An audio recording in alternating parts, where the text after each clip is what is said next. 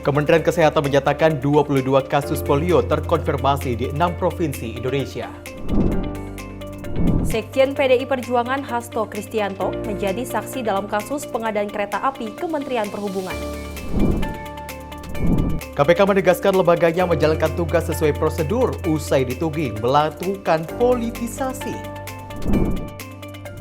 Sidang peninjauan kembali Saka Tatal digelar. Tim kuasa hukum hadirkan 13 bukti baru di persidangan.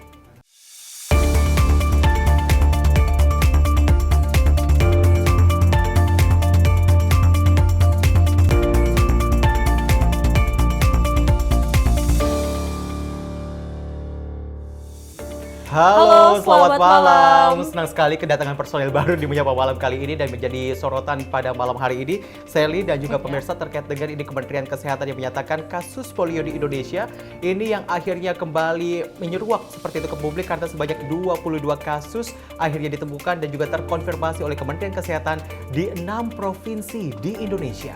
Dan tak hanya itu, Syam dan pemirsa, ini memang juga yang menyoroti saat ini memang Hasto Kristianto kembali diperiksa. Betul. Ini terkait kasus pengadaan barang ya di Kementerian Hubungan Kereta Api ya. Betul sekali. Kalau misalnya bicarakan soal Hasto Kristianto tadi juga KPK menyatakan terkait dengan dirinya ataupun lembaga anti rasuah sudah menjalankan tugasnya sesuai dengan prosedur karena dituding telah melakukan politisasi. Dan pasti kita berharap apapun yang menjadi nanti ke depan ya oleh KPK bisa lebih baik lagi pastinya. Betul sekali. Selain itu juga masih banyak informasi lainnya. Bergabunglah Anda bersama kami di Menyapa Malam selengkapnya bersama saya Syam Haku. Dan saya Sally Siregar, inilah Menyapa Malam selengkapnya. Kita masuk ke informasi pertama pemirsa di mana Kementerian Kesehatan menyebut Aceh, Jawa Barat, Jawa Tengah, Jawa Timur, Papua dan juga Banten menjadi daerah dengan penyebaran kasus polio. Saat dihubungi oleh Simpo TV, Kepala Biro Komunikasi dan Pelayanan Publik Kementerian Kesehatan RI, Siti Nadia Tarmizi, menyatakan polio bisa menyebabkan cacat permanen. Iya, kalau kita lihat tadi satu ya bahwa imunisasi polio ini adalah salah satu yang termasuk dengan imunisasi yang tadi dalam rangka untuk kaitannya pencegahan stunting ya. Jadi makanya tadi di pencanangan kemarin juga Pak Presiden mengatakan ini merupakan upaya pencegahan stunting. Nah, polio sendiri kita tahu sebenarnya sepanjang tahun 2022 ya pasca kita kembali daripada COVID-19 itu ada 22 kasus polio yang confirm ya. Itu ada di Aceh, Jawa Barat, Jawa Tengah, Jawa Timur, dan di Papua, serta di Banten terakhir. Nah, oleh karena itu dengan kondisi tersebut dan juga dari hasil asesmennya WHO, kita itu ada daerah-daerah yang beresiko terhadap terjadinya polio. Oleh karena itu kemudian kita melakukan PIN. Nah, PIN ini dibagi dua. 27 Mei yang lalu, PIN pertama kita lakukan di Papua. Jadi seluruh tanah Papua itu kita lakukan PIN polio. Nah, kemarin dicanangkan kembali PIN kedua untuk 27 provinsi. Ini kenapa di 27 provinsi? Karena tadi ada daerah-daerah yang disampaikan dia memang tidak ada kasus polio, tapi dia beresiko terhadap terjadinya kasus polio. Dan kita tahu bahwa polio ini kan sangat berdampak ya, Mas Sam, pada anak-anak karena dia menyebabkan kecacatan yang permanen. Padahal tentunya kecacatan yang permanen itu kan mempengaruhi kualitas anak ke depan. Nah, sementara dia adalah suatu penyakit yang sebenarnya gampang sekali kita cegah dengan pemberian vaksinasi polio tadi. Kita lanjut dengan informasi dari Presiden Joko Widodo bersama Iriana Joko Widodo meninjau pemberian vaksin polio di Jayapura, Papua pada 23 Juli 2024. Kunjungan ini sekaligus dalam rangka Pekan Imunisasi Nasional. Sebagai rangkaian kunjungan kerja Kepala Negara ke Jayapura, Papua, Presiden Joko Widodo bersama Ibu Negara Iriana Joko Widodo meninjau pemberian vaksin polio dalam rangka Pekan Imunisasi Nasional pada Selasa 23 Juli 2024. Bertempat di Posyandu Raja Wali III, Kabupaten Jayapura, Provinsi Papua, Presiden dan Ibu Negara tampak berinteraksi langsung dengan masyarakat yang hadir untuk melakukan vaksin polio bagi anak-anak mereka. Dalam kesempatan itu, Kepala Negara meminta Kementerian Kesehatan dan Dinas Kesehatan di seluruh wilayah untuk menggencarkan vaksinasi polio kepada anak-anak, serta lebih aktif mendorong masyarakat melakukan vaksin polio, terutama di daerah yang capaiannya masih rendah. Ya, semuanya ya. Ini polio semua nih. Terus jangan sampai terjadi ya. Masyarakat menyambut antusias program pemberian vaksin polio tersebut. Selain itu, kehadiran Presiden Jokowi dan Ibu Negara juga disambut hangat oleh masyarakat. Saya pikir apa yang disediakan oleh pemerintah itu sangat bermanfaat untuk tumbuh kembang masa depan anak-anak bangsa. Saya pikir bagus untuk diikuti. Tentu senang sekali dan tidak menyangka rumah kita didatangi sama Pak Presiden, posyandu kita. Senang sekali. Terima kasih untuk Pak Presiden sudah mengunjungi posyandu kami, mengunjungi perumahan kami di sini. Sehat-sehat. Dari Jakarta, tim redaksi Sinpo TV melaporkan. Ya, memang kalau misalnya kita melihat kasus polio dan juga apa yang disampaikan oleh Kepala Negara Joko Widodo ini menyatakan pada saat di Papua di perayaan Hari Anak Nasional beberapa waktu lalu menyatakan bahwa vaksinasi polio ini diperuntukkan kepada mereka dan juga harus digencarkan. Hal itu juga disampaikan kepada Dinas Kesehatan dan juga Kementerian Kesehatan, dan apalagi kalau misalnya tadi disampaikan oleh Siti Nadia Tarmizi bahwa ternyata ada 6 provinsi di Indonesia yang menjadi penyebaran kasus polio. Di antaranya ada Aceh, Banten, Jawa Barat, Jawa Tengah, Jawa Timur, dan juga Papua. Ya, betul sekali Syam. Memang kalau kita lihat vaksin polio ini ditujukan untuk tidak adanya cacat ya dalam bayi ataupun anak kecil. Ini juga menunjukkan bahwa memang kita butuh SDM unggul nantinya ya dari mulai vaksin polio dari sejak dini. Betul sekali. Kalau misalnya Siti Nadia Tarmizi selaku Kepala Biro Komunikasi dan juga Pelayanan Publik seperti itu menyatakan terkait dengan pencegahan stunting sudah seharusnya dilakukan sejak dini, bahkan sejak ibu itu hamil, seperti itu ya. Betul sekali Syam. Dan berita selanjutnya pemirsa masih terkait dengan Presiden Joko Widodo yang menyatakan saat ini angka penurunan stunting tidak sebanyak pada masa sebelumnya. Meskipun begitu, pemerintah akan tetap berusaha mencapai target stunting di bawah 14% secara nasional. Hal ini disampaikan Presiden Joko Widodo usai meninjau Pekan Imunisasi Nasional di Posyandu Rajawali 3, Kabupaten Jayapura, Papua pada Selasa 23 Juli 2024. Dalam kesempatan itu, Kepala Negara menyatakan pada awal pemerintahannya, stunting berkurang dari 37% menjadi 21%. Namun saat ini angka penurunan stunting tidak sebanyak pada masa-masa sebelumnya. Dari angka 21% menuju ke 14% dinilai tidak secepat sebelumnya. Presiden menekankan bahwa stunting bukan hanya menyangkut makanan bergizi, melainkan juga sanitasi lingkungan, tempat tinggal, air bersih. Dirinya juga menegaskan bahwa semua faktor harus terkonsolidasi dengan baik. Meski demikian, Presiden menyatakan pihaknya akan tetap berusaha untuk terus menekan penurunan stunting hingga di bawah 14%. Ya, kita tahu angka penurunannya, tahu. Memang sebelumnya agak tebal, sekarang mulai tipis, tapi kita tetap berusaha agar ditekan menuju ke di bawah 14. Dari Jakarta, tim redaksi Sinpo TV melaporkan.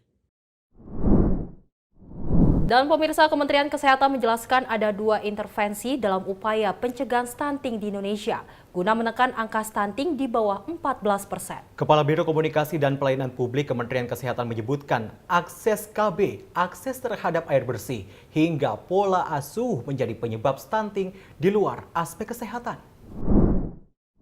Ya, kan kita tahu ya sesuai tentunya peraturan pemerintah yang mengatakan bahwa kan ada 2 intervensi ya pada upaya penanganan pencegahan stunting. Jadi kita sekarang nggak bilang lagi bahwa upaya penanganan stunting ya, tapi upaya pencegahan stunting itu jadi sebelum anaknya jatuh stunting kita sudah lakukan intervensi. Nah, ada 2 kan memang intervensi yang kita ketahui. Yang pertama spesifik, yang kedua adalah sensitif, ya kan.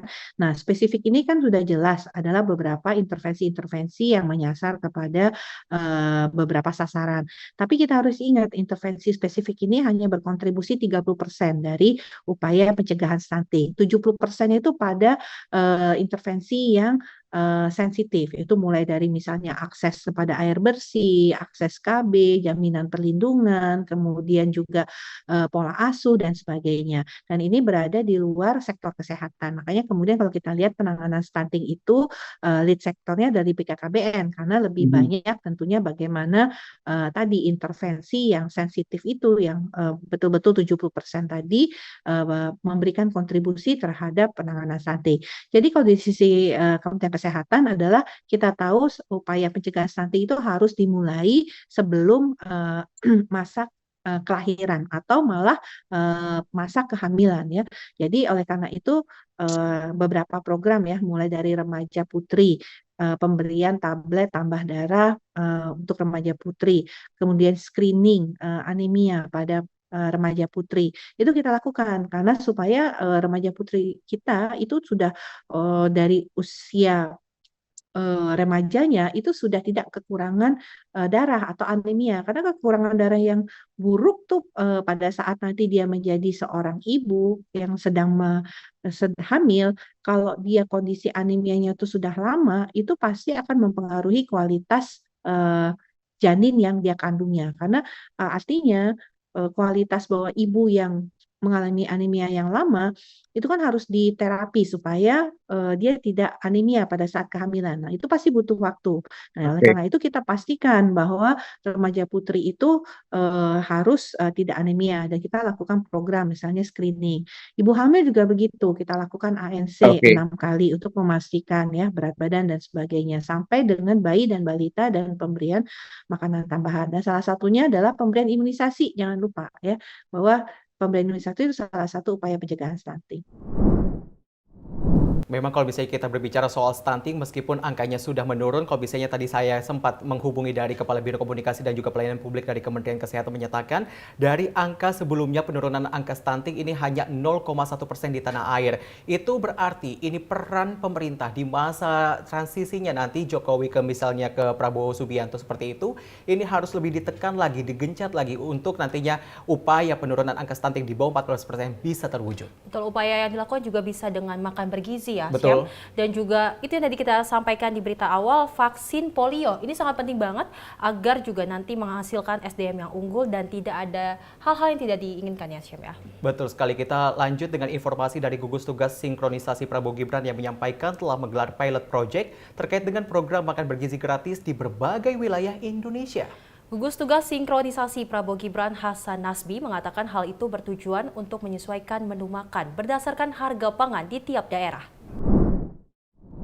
Gugus Tugas Sinkronisasi Prabowo Gibran Hasan Nasbi mengungkapkan pilot proyek program makan bergizi gratis sudah dilaksanakan di berbagai daerah di seluruh Indonesia. Ia menjelaskan pilot proyek itu digelar seiring riset yang juga dilakukan tim menjelang pelaksanaan program. Menurutnya, pilot proyek makan bergizi gratis yang sebelumnya dilakukan di satu wilayah, kini telah direplikasi ke daerah-daerah lainnya dan menyasar ke kalangan sekolah tingkat SD hingga SMA juga ibu hamil. Hasan berharap riset dan pilot proyek dapat berjalan dengan baik tanpa intervensi pihak manapun. Dan sebagai informasi, pilot proyek yang digelar melibatkan hingga 3.000 siswa per satu unit layanan. Betul, kita sedang melaksanakan pilot project. Bahkan pilot project ini sedang direplikasi sekarang di seluruh Indonesia supaya mendapatkan variasi datanya. Dan supaya kita tidak hanya terpaku ke satu wilayah karena berbagai wilayah tentu berbeda-beda. Nah, selama beberapa bulan ke depan, 2 bulan, 3 bulan ke depan, pilot project ini akan direplikasi. Ya. Jadi untuk mendapatkan kesimpulan yang lebih objektif terhadap keadaan berbagai daerah di Indonesia. Nah, kalau soal budgetnya berapa, letaknya di mana, ya kan, dengan harga berapa kita mulai, saya tidak bisa bocorkan sekarang karena semini mungkin kita harus tekan gangguan, intervensi terhadap ini riset.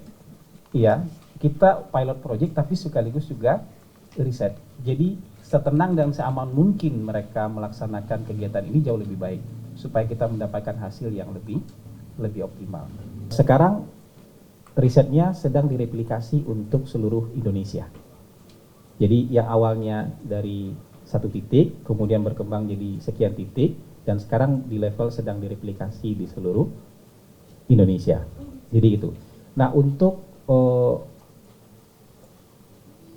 target uji cobanya, itu sekarang uji cobanya sudah SD, SMP, SMA, termasuk juga ibu hamil. Dari Jakarta, Tim Liputan Sinpo TV melaporkan. Makan bergizi gratis yang merupakan program prioritas Presiden terpilih Prabowo Gibran masih terus dikaji dari segi anggaran. Menindaklanjuti hal itu, Kementerian Kelautan dan Perikanan mendukung hal tersebut dan juga mengusulkan program Gemar Makan Ikan sebagai bentuk pemerataan makanan bergizi dan juga mencegah stunting. Program makan bergizi gratis yang dicanangkan oleh pemerintahan Prabowo Gibran sebagai pencegahan stunting dan perbaikan gizi anak sekolah dasar hingga tingkat SMA masih terus dikaji. Menanggapi hal tersebut, Kepala Badan Penyuluhan dan juga Pengembangan SDM KKP, Inyoman Radiarta menyampaikan bahwa terkait pemotongan anggaran pasti akan ada dampaknya. Namun, pihak KKP belum bisa menyebut jumlah pastinya karena masih dalam proses perhitungan. Lebih lanjut, Nyoman menerangkan bahwa KKP bersinergi dengan janji Presiden terpilih tersebut dan mengusulkan untuk menggalakkan program Gemar Makan Ikan karena memiliki kandungan tinggi protein dan juga omega 3. Menurut Nyoman, ini merupakan salah satu investasi untuk membentuk generasi yang lebih cerdas. Terkait usulan tersebut, ke depan akan dikoordinasikan lebih lanjut dengan pemerintahan baru untuk realisasinya. Nah, apakah ada dampaknya? Saya rasa pasti ada, cuma besarannya kami belum bisa menyampaikan pada saat ini karena masih dalam penghitungan detail lagi. Nah, cuma yang bisa disampaikan di KKP ini adalah kami tentunya mendukung program ini dan kami sangat sinergi dengan tentunya dengan PDS nanti bisa menyampaikan. Tapi yang ingin saya sampaikan juga di sini adalah salah satu bentuk kita nanti mendukung ini adalah mencoba menggalakkan gerakan Gemar Makan Ikan. Karena ikan kita tahu persis ini adalah sumber protein dan juga omega 3 dan ini adalah salah satu investasi yang sangat besar untuk menciptakan generasi yang lebih muda, lebih bagus, lebih cerdas karena dengan makan ikan lebih banyak pasti lebih cerdas gitu loh. Dari Jakarta, Norma Semesta Azizul, Sinpo TV melaporkan. Anggaran dari tiap anak masih terus ini dikaji oleh pemerintah seperti itu. Kalau misalnya kemarin kita sempat melihat informasi Sally dan juga pemirsa terkait dengan Gibran Rakabuming Raka selaku Wapres terpilih ini sempat melakukan uji coba di Bogor, Jawa Barat dengan anggaran Rp14.900 per anak. Meskipun begitu, ini belum ditentukan berapa besaran kedepannya untuk program makan bergizi gratis. Karena kalau misalnya secara keseluruhan, secara nasional, ini anggaran dari makan bergizi gratis mencapai 71 triliun rupiah. Betul. Dan memang yang kita cukup menyenangkan juga dari KKP sendiri mendukung bahwa kita harus gemar makan ikan karena memang kalau kita tahu ikan kan berprotein ya, jadi memang sangat berselaras dengan programnya Prabowo Gibran dengan makan bergizi gratis. Kalau kita ingat kembali, kalau misalnya dulu ada Menteri Kelautan dan juga Perikanan Susi Pujastuti yang menyatakan kalau nggak makan ikan saya tenggelamkan seperti itu. Apakah perlu ini Kementerian Kelautan dan juga Perikanan dipimpin kembali oleh Susi Pujastuti untuk nantinya ini bisa sinkron seperti itu dengan pemerintahan Prabowo Gibran ke depannya? Kita nantikan bersama ya, Sel. Dan tentu beragam informasi lainnya masih hadir. Sesaat lagi tetaplah bersama kami.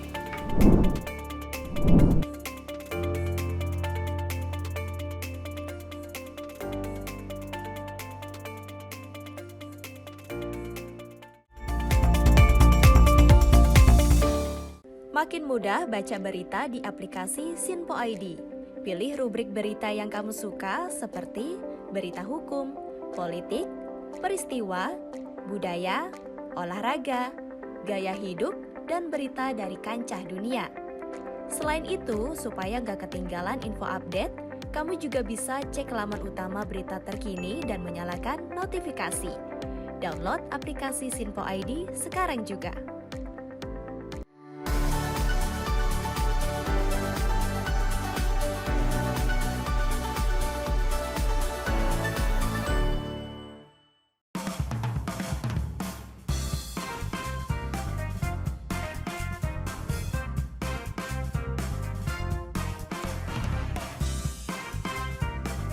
Informasi strategi ekonomi dan bisnis dengan host dan narasumber yang berpengalaman yang dikemas dalam program Beken, Bisnis Elit dan Keren. Setiap Sabtu dan Minggu pukul 16.00 hanya di Sinpo TV. Bersama saya, Roni Francis. Dan saya, Doni De Keizer. Saksikan program Beken, Bisnis Elit dan Keren hanya di Sinpo TV.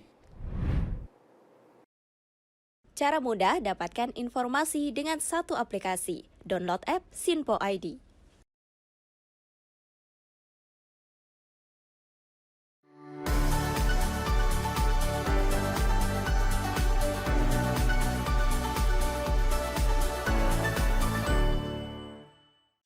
Halo, salam jumpa pemirsa. Kami kembali hadir dengan rangkaian informasi yang dihimpun dari berbagai penjuru dunia. Kami hadirkan rangkuman informasi terkini dari seluruh penjuru dunia, hanya untuk Anda.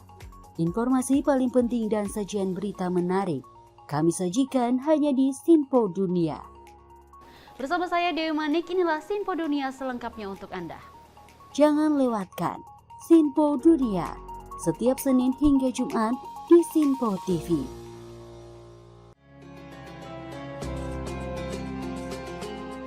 Sambut pagi hari dalam program Ngopi, obrol perkara ilmu bersama Ustadz Ahmad Haris dan Bunda Suri Susanti. Setiap hari pukul 5 pagi hanya di Sinpo TV.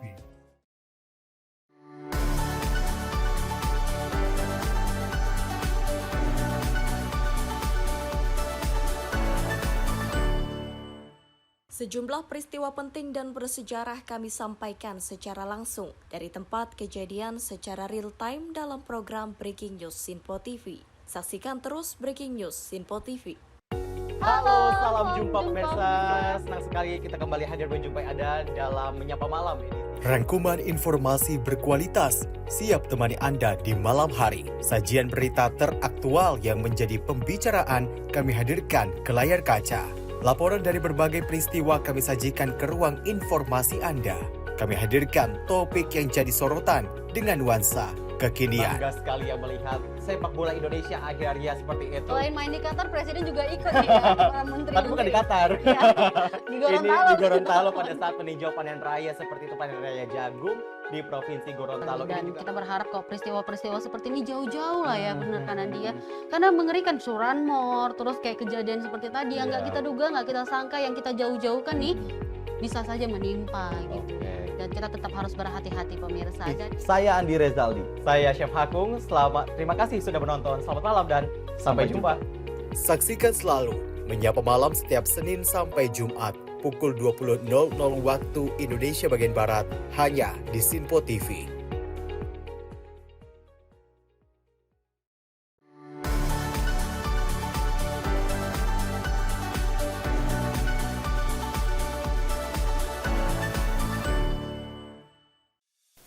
Apa kabar pemirsa? Senang sekali saya Sally Siregar dapat menjumpai Anda dalam Simpo Dunia Sepekan. Kami temani akhir pekan Anda bersama sanak saudara dan keluarga tercinta. Dengan sajian informasi yang unik dan menarik dari berbagai negara. Pastinya kami akan memberikan berita yang unik dan menarik yang kami rangkum dalam Simpo Dunia Sepekan. Jangan lewatkan Sinpo Dunia Sepekan setiap Sabtu dan Minggu hanya di Sinpo TV. Cara mudah dapatkan informasi dengan satu aplikasi. Download app Sinpo ID.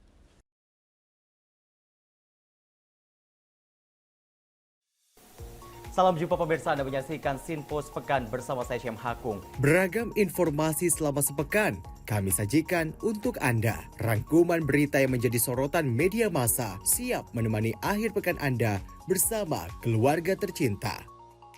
Bersama saya Syem Hakung, kita jelang informasi selengkapnya untuk Anda. Kami hadirkan Sinpo Sepekan setiap minggu pukul 6 pagi hanya di Sinpo TV. Sinpo TV kembali hadir pemirsa dengan berbagai informasi yang terjadi di parlemen selama satu pekan terakhir dalam program Warta Parlemen bersama saya, Andi Rezaldi. Dari ruang komisi hingga ruang sidang paripurna, sejumlah keputusan penting kerap kali diputuskan oleh para wakil rakyat di gedung Dewan. Agar tidak terlewatkan sejumlah peristiwa penting dan bersejarah dari gedung parlemen kami sajikan kepada pemirsa Sinpo TV dalam Warta Parlemen. Hadir setiap Sabtu pukul 9 pagi waktu Indonesia Barat hanya di Sinpo TV. Cara mudah dapatkan informasi dengan satu aplikasi. Download app Sinpo ID.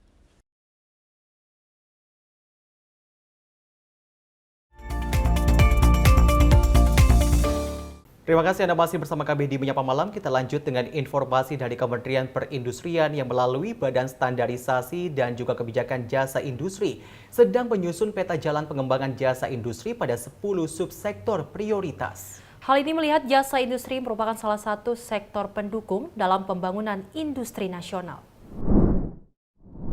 Menteri Perindustrian Agus Gumiwang Kartasasmita menyebut Kementerian Perindustrian tengah menyusun roadmap atau peta jalan untuk 10 subsektor jasa. Agus mengatakan hal ini dilakukan oleh unit kerja Kemenprin lewat Badan Standarisasi dan juga Kebijakan Jasa Industri. Tujuannya untuk memberikan pedoman dalam pelaksanaan pembinaan jasa industri baik jangka pendek, menengah, dan juga jangka panjang.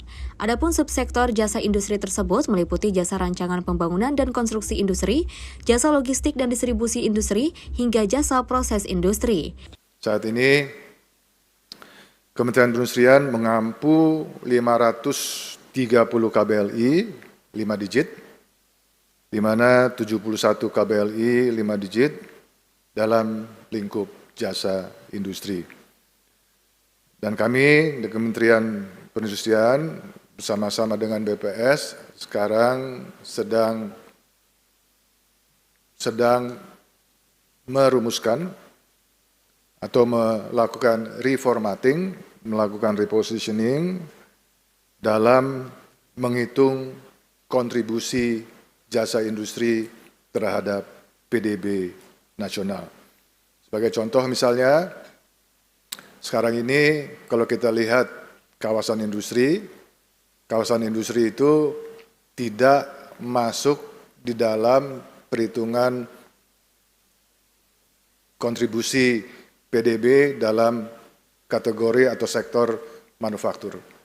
Kawasan industri masuk ke dalam kelompok properti.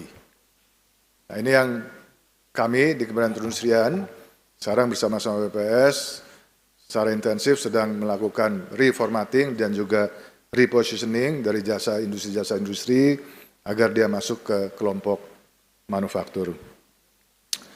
Berdasarkan kajian yang telah dilakukan BSKJI bersama dengan lembaga dan tenaga ahli pada tahun 2023 diperkirakan kontribusi jasa industri selama tahun 2015 sampai 2022 3,35 sampai 3,75% terhadap PDB nasional, dan kami juga sudah mengundang beberapa lembaga yang tidak perlu saya sebutkan di sini. Ya, BSKJ telah melakukan perhitungan dengan mereka, di mana bahkan ada satu lembaga yang mengatakan bahwa potensi kontribusi dari jasa industri terhadap PDB nasional itu bisa sampai 8%. Betul ya Pak Andi ya? Sampai 8%. Tentunya ini peluang yang sangat bagus, peluang yang sangat baik untuk terus-menerus kita secara bersama-sama mengeksplorasi sehingga kontribusi jasa industri terhadap PDB nasional terus-menerus dapat kita tingkatkan. Bapak Ibu sekalian, untuk memberikan pedoman dalam pelaksanaan pembinaan jasa industri, baik jangka pendek, menengah, dan panjang, saat ini Kementerian Perindustrian melalui BSKJI sedang menyusun roadmap pengembangan jasa industri pada 10 subsektor prioritas, sebagaimana diamanatkan dalam PP 74 tersebut. Menteri Perindustrian Agus Gumiwang Kartasasmita membuka suara terkait ramainya wacana penggunaan asuransi bagi pembelian kendaraan bermotor di tanah air. Dan dirinya menilai kendaraan bermotor wajib memiliki asuransi guna meningkatkan industri otomotif di Indonesia. Seluruh kendaraan bermotor di Indonesia mulai Januari 2025 wajib mengikuti asuransi Third Party Liability atau TPL. Kewajiban asuransi ini diatur dalam Undang-Undang Pengembangan dan juga Penguatan Sektor Keuangan, di mana dalam undang-undang ini asuransi kendaraan bersifat sukarela. Menurut Menteri Perindustrian Agus Gumiwang Kartasasmita, asuransi kendaraan dapat meningkatkan dan juga menumbuhkan industri otomotif. Untuk meningkatkan atau menumbuhkan industri otomotif, seluruh ekosistem harus berperan. Seluruh ekosistem harus berperan, termasuk finance, asuransi, dan lain sebagainya. Sementara itu, wacana kewajiban ikut asuransi TPL pembelian roda 4 dan juga roda 2 baru dikeluarkan oleh Otoritas Jasa Keuangan atau OJK. Dari Tangerang, Dio Malau, Sinpo TV melaporkan. Masih terkait asuransi, pemirsa, masyarakat kembali dihebohkan dengan wacana pemerintah yang meminta warga membeli kendaraan beserta asuransinya. Pengamat politik Efriza menjelaskan pemerintah perlu menjelaskan manfaatnya dan juga menunjukkan keberpihakan kepada rakyat. Kebijakan TPL pada dasarnya adalah kebijakan yang penuh dengan kontroversi di masyarakat. Apa yang terjadi? Jelas bahwa kebijakan ini dianggap tidak berpihak kepada masyarakat. Dianggap kebijakan ini adalah kebijakan yang menunjukkan pemerintah limbung. Limbung dalam arti di sini adalah berpihak. Limbung dalam arti di sini mengetahui kehendak masyarakat, mengetahui kondisi dari masyarakat. Kita bisa melihat nyatanya bahwa masyarakat membeli alat transportasi atau membeli kendaraan, tujuannya adalah supaya mendapatkan pendapatan, penghematan pengeluaran, ketimbang ia menggunakan transportasi publik. Dan apa yang terjadi ketika kebijakan itu diterapkan? Tentunya di kepala masyarakat bahwa mereka akan bertambah pengeluarannya. Dan kemudian apa yang terjadi? Tentunya masyarakat akan semakin sengsara, dan ini yang dikhawatirkan. Dan kebijakan ini jangan sampai seperti kebijakan Tapera yang begitu disosialisasikan, yang begitu didorong, ternyata nyata-nyatanya tidak menghasilkan manfaat bagi masyarakat. Bahkan ada asumsi bahwa pemerintah mengabaikan peran jasara harja. Semestinya jasara harja yang ditingkatkan perannya ketimbang menggunakan pihak ketiga. Dan semestinya kebijakan TPL ini menjadikan hanya sekedar opsi, bukan sebuah kewajiban. Dan kebijakan ini semestinya juga disosialisasikan, dijelaskan naskah akademiknya, diuraikan kebermanfaatannya. Jangan sampai kebijakan ini hanya besar keinginan pemerintah, tapi pengabaian kesejahteraan, pengabaian kehidupan masyarakat, dan pengabaian kebijakan berpihak kepada masyarakat. Ya, Sally dan juga pemirsa, kalau misalnya kita melihat dari statement yang disampaikan oleh pengamat politik Citra Institute Efriza yang menyampaikan bahwa memang ini pemerintah harus ada di pihak rakyat, bukan sebaliknya. Meskipun sudah ada jasara harja ini, kalau misalnya kata Efriza, harus ini terus dilakukan evaluasi, dan justru peran jasara harja ini lebih penting daripada ini kita menggunakan dari pihak ketiga seperti asuransi yang tadi disampaikan. Betul sekali. Memang kalau wacana dari asuransi ini banyak menuai pro dan kontra dari Betul. masyarakat. Ada juga masyarakat yang mengatakan bahwa asuransi sendiri diambil saja dari pajak 50%. Namun ini kita masih menunggu apakah memang akan diambil dari pajak 50% atau tidak, karena masyarakat juga mengeluhkan akan hal itu. Betul sekali, apalagi kalau misalnya kita ingat kembali bahwa DKI Jakarta ini sudah berbeda dengan akhirnya daerah khusus Jakarta. Kemarin sempat ada wacana bahwa kendaraan dibataskan dengan 10 tahun saja. Itu juga memberatkan. Ini jadi harus peran dari pemerintah untuk nantinya ini mengkaji terlebih dahulu perundang-undangan ataupun peraturan sebelum nantinya disampaikan kepada masyarakat sesuai ataupun agar tidak menimbulkan pro dan juga kontra di masyarakat. Kita lanjut dengan informasi dari Lembaga Anti Rasuah yang menyita sejumlah barang di kediaman Wali Kota Semarang, Hefearita Gunaryanti Rahayu alias Ita. Barang yang disita mulai dari data perubahan APBD, catatan aliran dana, beberapa dokumen elektronik, serta gawai pintar. Ita diduga terseret dalam 3 perkara, yakni dugaan korupsi pengadaan barang dan jasa, pemerasan pegawai negeri atas insentif pajak, serta gratifikasi. Meski KPK sudah mengeluarkan larangan bepergian, namun lembaga anti rasuah itu belum menentukan tanggal kapan Ita akan diundang ke Gedung Merah Putih KPK. Telah dilakukan penyitaan beberapa dokumen, salah satunya adalah terkait perubahan APBD, catatan terkait aliran dana, serta dokumen elektronik yang diduga terkait sebagaimana atau berupa file yang tersimpan dalam komputer serta beberapa smartphone. Lebih lanjut, Tessa mengungkapkan penggeledahan masih berlangsung, sementara untuk lokasinya hanya di Kota Semarang. Dari Jakarta, Dio Malau, Sinpo TV melaporkan. Berita selanjutnya, pemirsa, Lembaga Anti Rasuah memasukkan nama Sekjen PDI Perjuangan Hasto Kristianto dalam daftar saksi di lingkup PT Kereta Api Indonesia. Sebelumnya, KPK telah menetapkan 14 tersangka dalam kasus ini. Nama politisi PDI Perjuangan Hasto masuk dalam daftar saksi dalam dugaan tindak pidana korupsi perawatan kereta api Kementerian Perhubungan di wilayah Jawa Timur. Sebelumnya KPK telah menetapkan 14 tersangka dalam kasus tersebut. Dugaan korupsi di tubuh Kementerian Perhubungan itu kemudian dibagi menjadi beberapa wilayah, yakni Medan, Bandung, Jakarta, dan Surabaya. Di mana untuk wilayah Surabaya, KPK telah menetapkan 2 tersangka dengan inisial RMM dan HT. Yang bersangkutan dipanggil di perkara TP tindak pidana korupsi di lingkungan Direktorat Jenderal Kereta Apian wilayah Jawa Timur, Kemenhub, karena proses penyidikannya masih berjalan. Artinya skupnya adalah pengetahuan yang bersangkutan di perkara Jawa Timur. Apakah akan ada saksi-saksi lain yang dipanggil terkait dengan fakta persidangan yang sudah muncul terhadap subjek-subjek di partai-partai tertentu? Itu nanti akan dikembalikan kepada penyidik. Ya. Apakah akan ada pengembangan lagi di wilayah-wilayah lain? Itu murni kewenangan dan penilaian dari penyidik.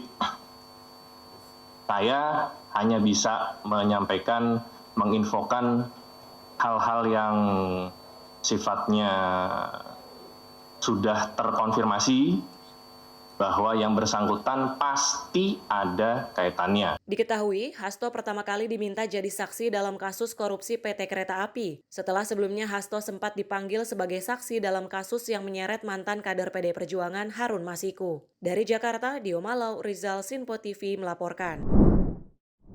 Masih dari informasi Komisi Pemberantasan Korupsi yang membantah melakukan politisasi dalam memeriksa dan juga menggeledah rumah dari kader PDI Perjuangan. Lembaga Tirasua itu menyatakan sudah menjalankan tugas sesuai dengan prosedur. Sejumlah nama politisi PDI Perjuangan menghiasi daftar pemeriksaan KPK. Ada yang jadi saksi, ada pula yang digeledah dan diduga terlibat kasus korupsi. Hasto Kristianto yang saat ini masih menjabat Sekjen PDI Perjuangan dipanggil 2 kali sebagai saksi. Pertama kasus Harun Masiku, dan yang kedua kasus pengadaan kereta api di tubuh Kementerian Perhubungan. Selain itu, rumah Wali Kota Semarang Hefearita Gunaryanti Rahayu juga digeledah beberapa waktu lalu. Ita diduga terlibat dalam 3 kasus, yakni dugaan korupsi pengadaan barang dan jasa, pemerasan pegawai negeri atas insentif pajak, serta gratifikasi. KPK menyebut seluruh proses sesuai prosedur hukum. Lembaga anti rasuah itu membantah adanya isu politisasi kasus dalam pemanggilan ataupun penggeledahan kader partai berlambang banteng. Ini adalah sebuah hal yang point of view yang menarik karena pada saat ini beberapa tersangka yang dilakukan penyidikan oleh KPK diduga sedang beratnya ke partai tertentu.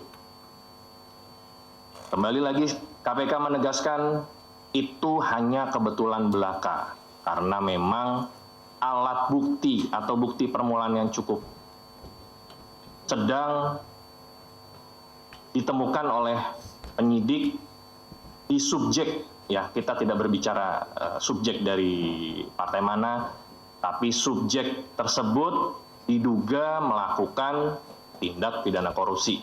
Itu aja, jadi klasifikasinya penyelenggara negara atau pihak swasta yang terkait dengan penyelenggara negara, itu aja. Kalau teman-teman atau orang di luar mau bermain opini, ya KPK tidak bisa membatasi itu. Kami hanya berusaha mengumpulkan alat bukti sebanyak-banyaknya untuk kemudian dipresentasikan di persidangan. Disitulah nanti baru kelihatan apakah benar kerja penyidik, kerja jaksa ini atau cuman ngarang-ngarang. Itu hanya penegasan bahwa pada saat yang bersangkutan itu ditetapkan, benar-benar ada alat buktinya. Nah, kalau untuk HK ini berarti benar ada hal yang perlu diklarifikasi. Sebelumnya isu politisasi muncul usai hubungan PDI Perjuangan dan Presiden Joko Widodo merenggang pasca Pilpres 2024. KPK dituding menjaring kader PDI Perjuangan yang kini sudah tak sejalan dengan Presiden Joko Widodo. Dari Jakarta, Dio Malau, Rizal, Sinpo TV melaporkan. Ya Syam dan pemirsa, memang kalau kita lihat KPK memang sudah menjalankan tugasnya sesuai prosedur dan memang kalau kita lihat ini kan Wali Kota Semarang ini memang dari kader PDI Perjuangan.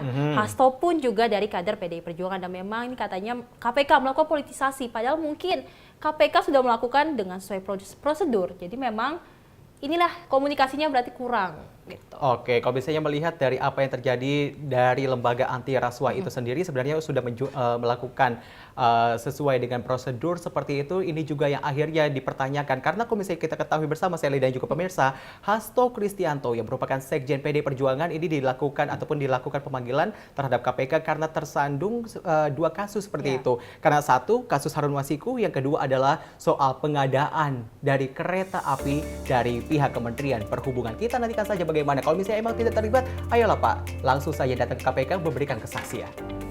Dan tentu Sally dan juga pemirsa masih banyak informasi lainnya. Tentu sesaat lagi kita akan menyaksikan Sinpo International News Report bersama Wira Ananta.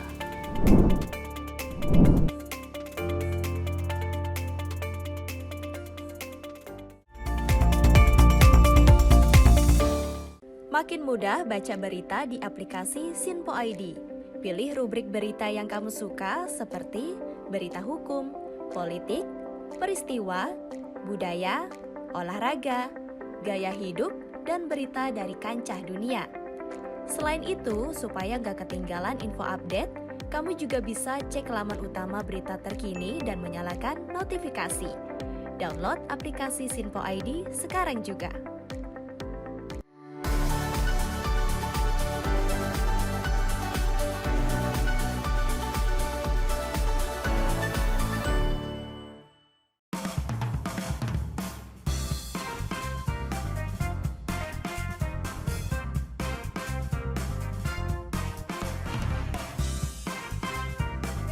Informasi strategi ekonomi dan bisnis dengan host dan narasumber yang berpengalaman yang dikemas dalam program Beken, Bisnis Elit dan Keren. Setiap Sabtu dan Minggu pukul 16.00 hanya di Sinpo TV. Bersama saya, Roni Francis. Dan saya, Doni De Keizer. Saksikan program Beken, Bisnis Elit dan Keren hanya di Sinpo TV. Cara mudah dapatkan informasi dengan satu aplikasi. Download app Sinpo ID.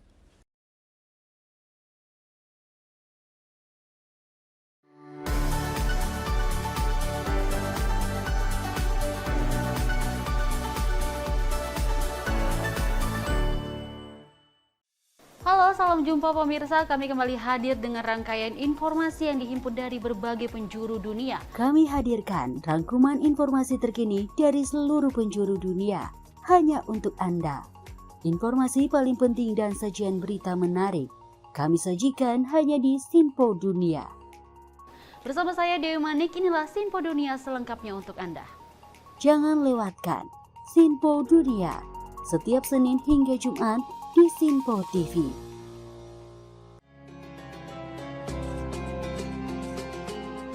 Sambut pagi hari dalam program Ngopi, obrol perkara ilmu bersama Ustadz Ahmad Haris dan Bunda Suri Susanti. Setiap hari pukul 5 pagi hanya di Sinpo TV.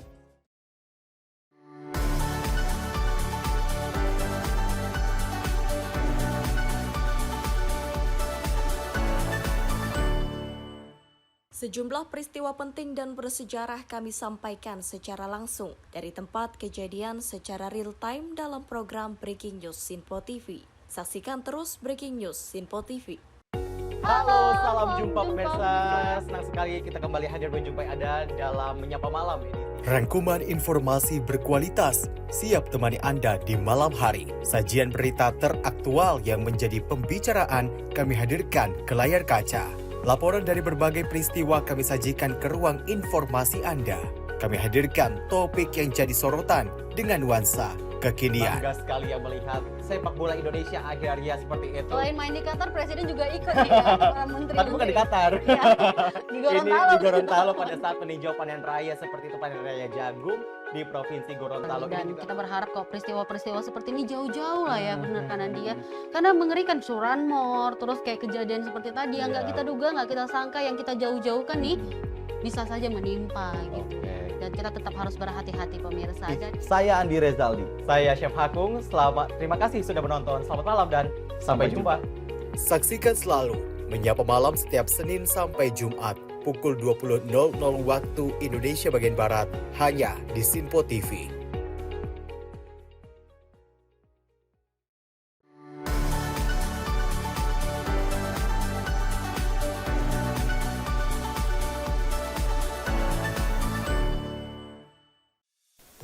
Apa kabar pemirsa? Senang sekali saya Sally Siregar dapat menjumpai Anda dalam Simpo Dunia Sepekan. Kami temani akhir pekan Anda bersama sanak saudara dan keluarga tercinta. Dengan sajian informasi yang unik dan menarik dari berbagai negara. Pastinya kami akan memberikan berita yang unik dan menarik yang kami rangkum dalam Simpo Dunia Sepekan. Jangan lewatkan Simpo Dunia Sepekan setiap Sabtu dan Minggu hanya di Sinpo TV. Cara mudah dapatkan informasi dengan satu aplikasi. Download app Sinpo ID.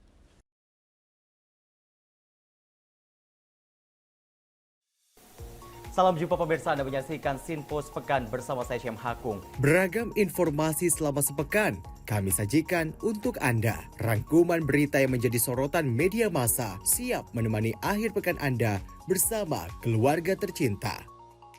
Bersama saya Syam Hakung, kita jelang informasi selengkapnya untuk Anda. Kami hadirkan Sinpo Sepekan setiap minggu pukul 6 pagi hanya di Sinpo TV. Sinpo TV kembali hadir pemirsa dengan berbagai informasi yang terjadi di parlemen selama satu pekan terakhir dalam program Warta Parlemen bersama saya, Andi Rezaldi. Dari ruang komisi hingga ruang sidang paripurna, sejumlah keputusan penting kerap kali diputuskan oleh para wakil rakyat di gedung Dewan. Agar tidak terlewatkan sejumlah peristiwa penting dan bersejarah dari gedung parlemen kami sajikan kepada pemirsa Sinpo TV dalam Warta Parlemen. Hadir setiap Sabtu pukul 9 pagi waktu Indonesia Barat hanya di Sinpo TV. Cara mudah dapatkan informasi dengan satu aplikasi. Download app Sinpo ID.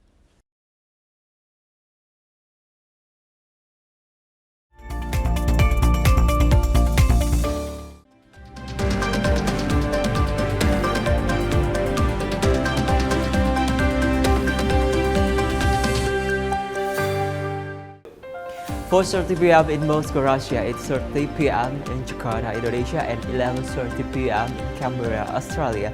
Good evening, ladies and gentlemen. You are watching Sinpo International News Report. This is Wira Ananta coming back for you. Yep, the first one, we have China Ministry of Foreign Affairs spokesperson discuss an international issue around the world. He also said that Beijing, China made a declaration following the Palestinian reconciliation effort with 14 Palestinian factions.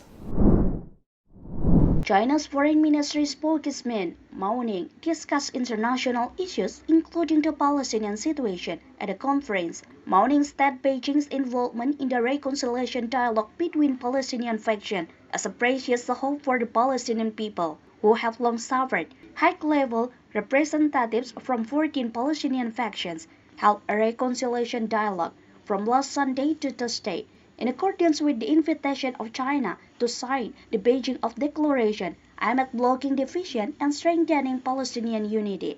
Mao Ning said this agenda reflects China's commitment to support Palestine in the fight for their rightful rights, including ending genocide and oppressive attack by Israel. Through his declaration, China emphasized that the importance of organizing an international conference under the auspices of the United Nations, with regional and international participation. Mao Ning added that the dialogue firm has agreed to a comprehensive national unity under the framework of the Palestinian Liberation Organization as the only legitimate representative of the Palestinian people.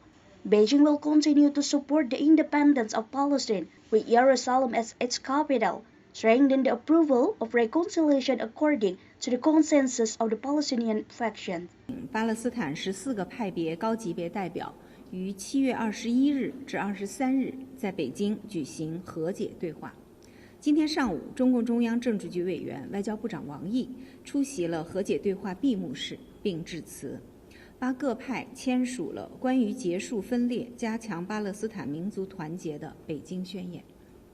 这是巴勒斯坦14个派别首次齐聚北京举行和解对话，为饱受苦难的巴勒斯坦人民带来了宝贵希望。宣言高度赞赏中国为支持巴勒斯坦人民权利、结束分裂、统一巴立场所做的真诚努力，强调应在联合国主持下召开地区和国际广泛参与的、具有充分授权的国际会议，认为北京对话展现了积极和建设性的精神，同意在巴解组织这一巴人民唯一合法代表的框架下，实现涵盖所有派别的民族大团结。根据联合国有关决议，建立以耶路撒冷为首都的独立的巴勒斯坦国，坚持包括约旦河西岸、耶路撒冷和加沙在内的巴勒斯坦领土完整。表示将根据巴各派共识，按照巴现行基本法组建临时民族和解政府，开展加沙重建，并根据通过的选举法尽快筹备并举行大选。强调根据通过的选举法采取务实举措，组建新的全国委员会，一致同意激活临时统一领导框架，并机制性运行，共同进行政治决策。Mai Siregar, Simpo International News Report. Russia Foreign Minister Sergei Lavrov claimed that the European Union ignored and considered Hungarian Prime Minister Viktor Orban on outcasts. This comes amid his effort to achieve a peaceful resolution to the conflict between Russia and Ukraine. Lavrov made these remarks during his speech in Moscow on Tuesday ago. In a press statement delivered by Russia Foreign Minister Sergei Lavrov, he said the European Union considers Hungarian Prime Minister Viktor Orban as an outcast. Lavrov assessed that the hatred of the European Union stems from the attitude shown by Viktor Orban, who allegedly supports Russia. Known earlier, he called efforts to realize peace in the conflict of Ukraine and Russia through compromise and not through war. He also visited Kyiv on July 2 to urge Volodymyr Zelensky to make a ceasefire, then continue his visit to Russia to meet Russian President Vladimir Putin to discuss the conflict between his country and Ukraine. As a result of that action, Viktor Orban was attacked his hatred by European Union countries. Furthermore, Lavrov assessed that the country is actually very open to reaching an agreement with the West. In an effort to make a peace with Ukraine, he added that so far the West has received the intervention of the United States, which wants to strengthen its position, while Europe is invited to work together not to support Russia in its conflict with Ukraine. Выступаю за то, чтобы называть недружественными правительство той или иной страны. А страны, по большому счету, все определяются жизнью, чаяниями своих народов. Я не вижу ни одного народа на земле, который был бы априори недружествен нашим людям, нашим гражданам. Но правительства, конечно, есть недружественные. Я бы даже здесь более жесткий термин употребил. Враждебные, по большому счету. Посмотрите, как Евросоюз обходится с премьер-министром Венгрии, председателем Евросоюза в этом полугодии, только за то, что он сказал, мы все должны быть за поиск компромиссов, а не за решение проблем путем войны. И за это его пытаются сделать изгоем. Ваше общение с зарубежными коллегами, а я знаю, что из западных стран общественные организации так или иначе поддерживают связь с некоторыми своими партнерами в Российской Федерации, имеет очень важное значение для поддержания вот этих отношений на уровне гражданского общества, для обеспечения понимания друг друга и в данном конкретном случае, учитывая Mai Siregar, Simpo International News Report. Indonesian Foreign Minister Retno Marsudi attended the meeting of Foreign Minister of ASEAN and countries in Laos, which took place on 24 until 27 July 2024. There were 11 bilateral meetings between countries held on the series of the conference. This series of activities will later ending next Saturday and will return directly to the homeland.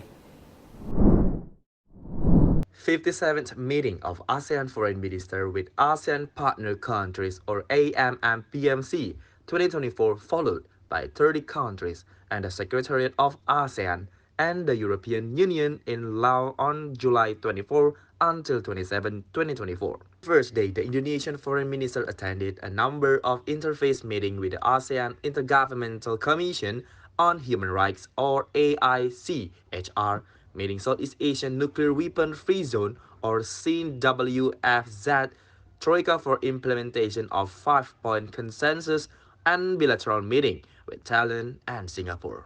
In her agenda at AMM-PMC in Laos, Retno Marsudi also broke the Palestine issue, as well as discussing the result of the International Court of Justice a few days ago, which benefits to support for Palestine.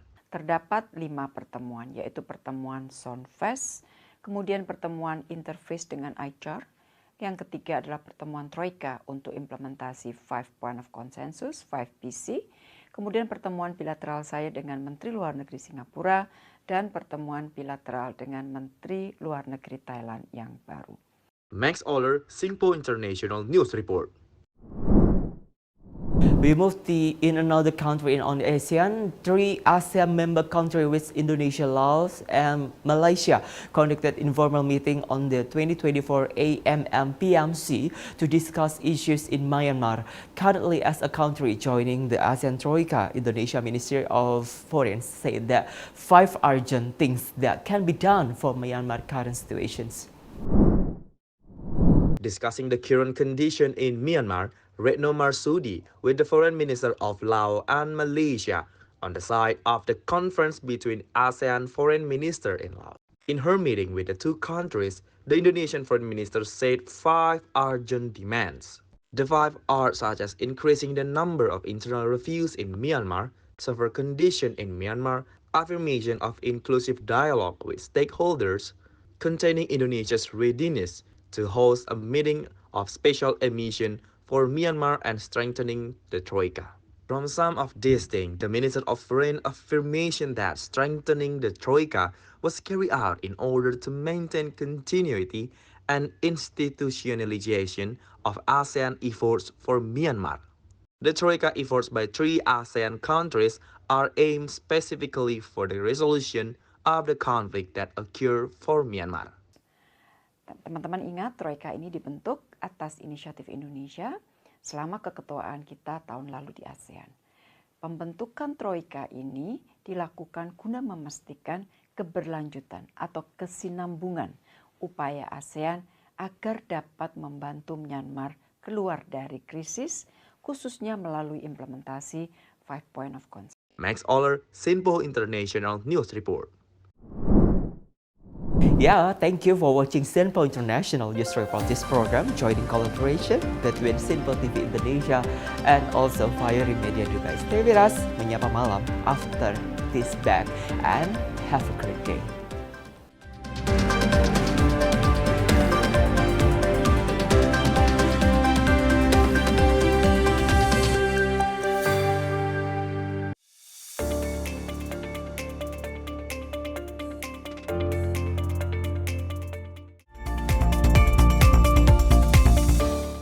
Makin mudah baca berita di aplikasi Sinpo ID.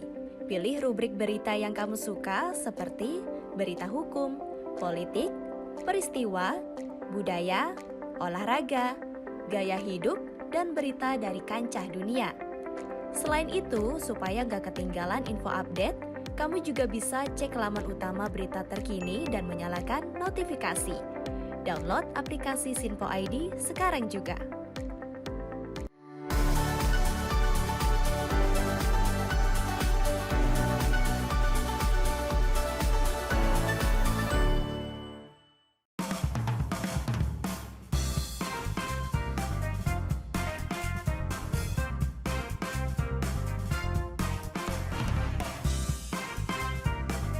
Informasi strategi ekonomi dan bisnis dengan host dan narasumber yang berpengalaman yang dikemas dalam program Beken, Bisnis Elit dan Keren. Setiap Sabtu dan Minggu pukul 16.00 hanya di Sinpo TV. Bersama saya, Ronnie Francis. Dan saya, Donny De Keizer. Saksikan program Beken, Bisnis Elit dan Keren. Hanya di Sinpo TV.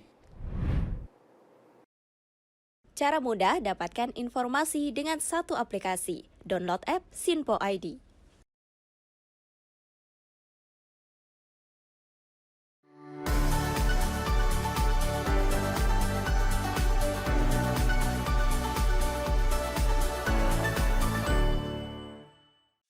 Halo, salam jumpa pemirsa. Kami kembali hadir dengan rangkaian informasi yang dihimpun dari berbagai penjuru dunia. Kami hadirkan rangkuman informasi terkini dari seluruh penjuru dunia, hanya untuk Anda. Informasi paling penting dan sajian berita menarik, Kami sajikan hanya di Sinpo Dunia. Bersama saya Dewi Manik, inilah Sinpo Dunia selengkapnya untuk Anda. Jangan lewatkan Sinpo Dunia setiap Senin hingga Jumat di Sinpo TV.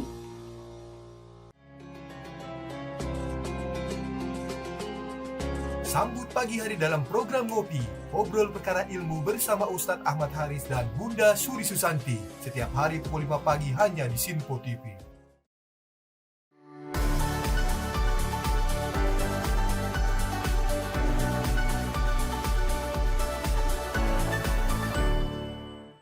Sejumlah peristiwa penting dan bersejarah kami sampaikan secara langsung dari tempat kejadian secara real time dalam program Breaking News Sinpo TV.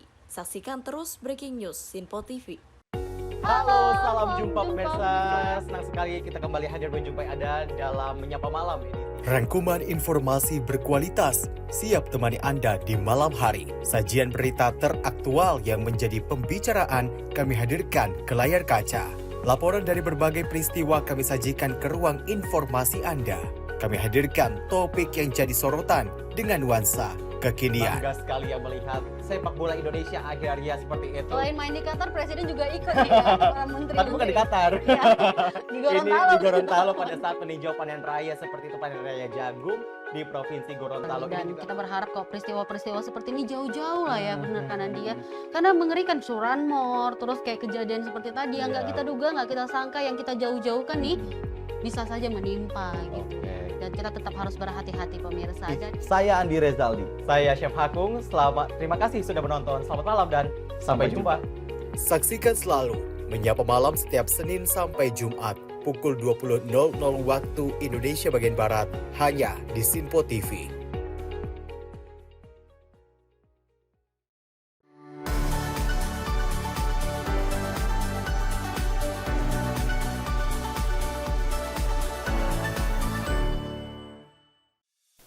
Apa kabar pemirsa? Senang sekali saya Sally Siregar dapat menjumpai Anda dalam Sinpo Dunia Sepekan. Kami temani akhir pekan Anda bersama sanak saudara dan keluarga tercinta. Dengan sajian informasi yang unik dan menarik dari berbagai negara.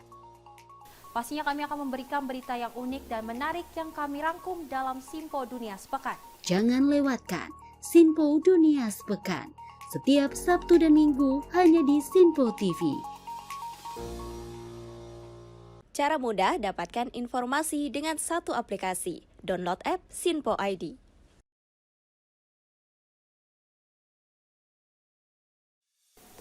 Salam jumpa pemirsa, Anda menyaksikan Sinpo Sepekan bersama saya Syem Hakung. Beragam informasi selama sepekan kami sajikan untuk Anda. Rangkuman berita yang menjadi sorotan media massa siap menemani akhir pekan Anda bersama keluarga tercinta. Bersama saya Syem Hakung, kita jelang informasi selengkapnya untuk Anda. Kami hadirkan Sinpo Sepekan setiap minggu pukul 6 pagi hanya di Sinpo TV. Sinpo TV kembali hadir pemirsa dengan berbagai informasi yang terjadi di parlemen selama satu pekan terakhir dalam program Warta Parlemen bersama saya, Andi Rezaldi. Dari ruang komisi hingga ruang sidang paripurna, sejumlah keputusan penting kerap kali diputuskan oleh para wakil rakyat di gedung Dewan. Agar tidak terlewatkan sejumlah peristiwa penting dan bersejarah dari gedung parlemen kami sajikan kepada pemirsa Sinpo TV dalam Warta Parlemen. Hadir setiap Sabtu pukul 9 pagi waktu Indonesia Barat hanya di Sinpo TV. Cara mudah dapatkan informasi dengan satu aplikasi. Download app Sinpo ID.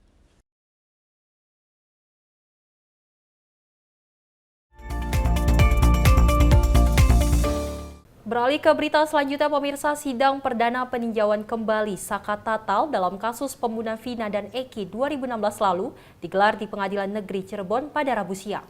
Dalam sidang peninjauan kembali, kuasa hukum Saka Tatal mengajukan 13 novum ataupun bukti baru agar PK dapat dikabulkan. Sidang peninjauan kembali Saka Tatal di Pengadilan Negeri Cirebon dipimpin oleh 3 hakim perempuan di ruang sidang Cakra Rabu siang. Persidangan ini diketuai oleh Rizky Yunia dan 2 hakim anggota yakni Galuh Rahma Esti dan Justisia Permatasari. Sidang peninjauan kembali yang diajukan Saka Tatal ini terbuka untuk umum yang juga dihadiri oleh para pendukung Saka Tatal.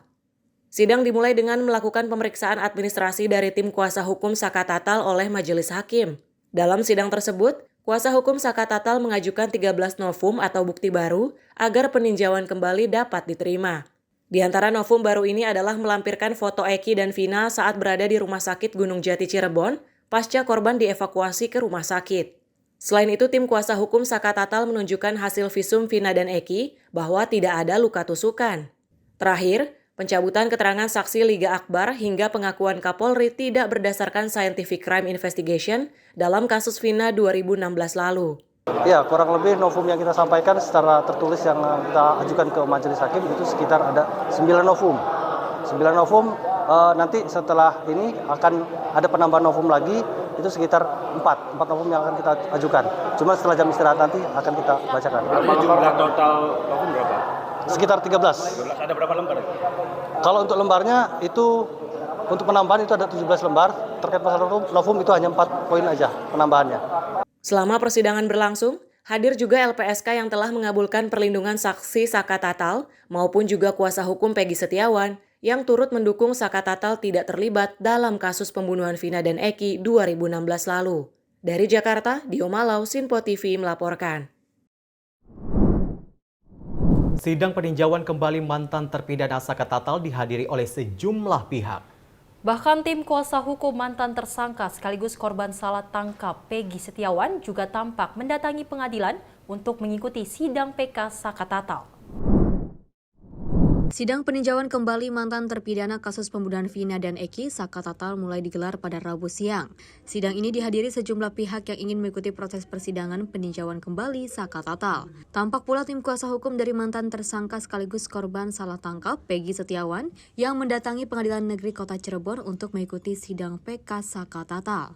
Tim kuasa hukum Peggy Setiawan datang ke Pengadilan Negeri Cirebon untuk memberikan dukungan terhadap Saka Tatal. Tim kuasa hukum Peggy melalui Sugianti, Iriani mengatakan meyakini jika Saka Tatal tidak bersalah dalam kasus pembunuhan Vina dan Eki pada 2016 silam. Mau ngasihkan support aja buat memberikan doa, support buat Saka Tatal dan juga tim kuasa hukumnya. Semoga mereka optimis, PK-nya bisa dikabulkan dan kita pun ikut optimis. Iya, kalau kita yakin kalau dengan keterangan Saka Tatal bahwa mereka bahwa Saka Tatal tidak bersalah. Nggak ada keterkaitannya sih sebenarnya. Nggak ada keterkaitannya. Iya, nggak ada terkaitannya dalam perkara Saka Tatal ini. Karena kan waktu Peggy pra peradilan belum masuk ke pokok mata. Harapan dari tim Peggy sih PK-nya dikabul-kabul. Sementara itu, saat ditanya mengenai korelasi antara kasus Saka Tatal dan Peggy Setiawan, kuasa hukum Peggy menyebutkan tidak ada korelasinya karena saat kejadian, Peggy Setiawan berada di Bandung. Dari Jakarta, Dio Malau, Sinpo TV melaporkan. Berlanjut dengan informasi politisi sekaligus pendamping kuasa hukum terpidana Deddy Mulyadi meminta Ibtu Rudiana kooperatif untuk mencari fakta sebenarnya dan bukan saling lapor antara satu dengan yang lain. Menurut Deddy, dari keterangan saksi kunci Dede yang diragukan kebenarannya tersebut dapat dijadikan sebagai titik terang untuk mencari tahu peristiwa kematian Vina dan Eki. Mantan Wali Kota Purwakarta yang juga merupakan pendamping kuasa hukum Deddy Mulyadi menjadi sorotan usai video YouTube bersama saksi kunci kasus pembunuhan Vina dan Eki, Dede beredar dan juga berujung somasi oleh tim hukum Rudiana, ayah almarhum Eki. Namun Deddy Mulyadi enggan merespon somasi yang dilayangkan oleh tim hukum Rudiana, melainkan mantan Wali Kota Purwakarta juga meminta untuk tidak saling lapor antara satu dengan yang lain.